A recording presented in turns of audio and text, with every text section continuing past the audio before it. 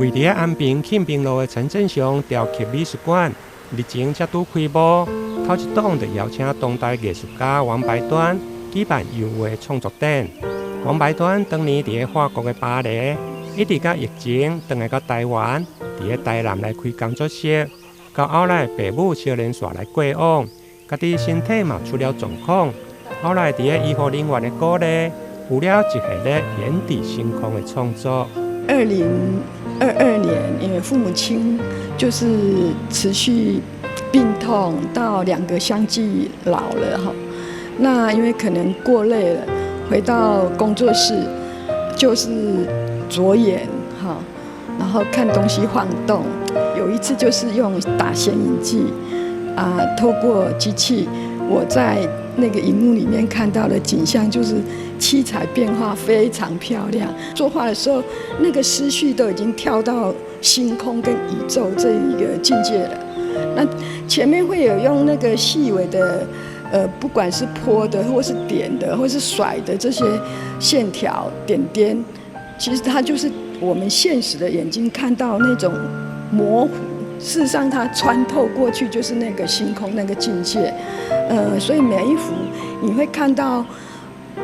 就是无止境的深远穿进去，那有让观者有很大的想象。王白端的眼底星空系列不但突破过去人体的画作，更加伫去年的5月，伫巴黎画廊来展出得到袂歹的回响，一直到今年初到金门来旅游，接触到净土宗熟悉的师傅，受到师傅的启发甲指引，开始学习绘画、念佛甲画笔，才有后来阿弥陀佛系列的作品。当晚师傅又说：“白端，你要画佛。”只是经过我身边，我竟然从脚底到头上发麻、大崩溃、大哭，然后旁边的人都受我影响了，我自己就怎么会这样子？所以把眼泪收起来，我就说释迦牟尼佛这他把人生的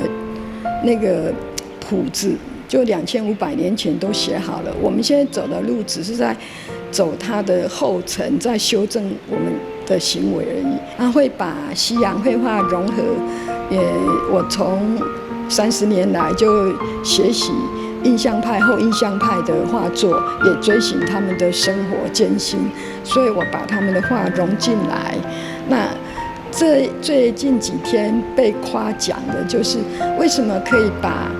西洋绘画跟阿弥陀佛融合的这么密切、这么贴切，一点违和都没有，而且黄色、白色它的亮度、明度、彩度这么高，完全没有一点突兀，好，这个很不容易。那我也觉得这个都是很不可思议的。艺术家王白端专辑油画创作，这件作品不但将南无阿弥陀佛结合西方的油画。另外，还有眼底星空、写生的日记等系列，展出将近800个作品。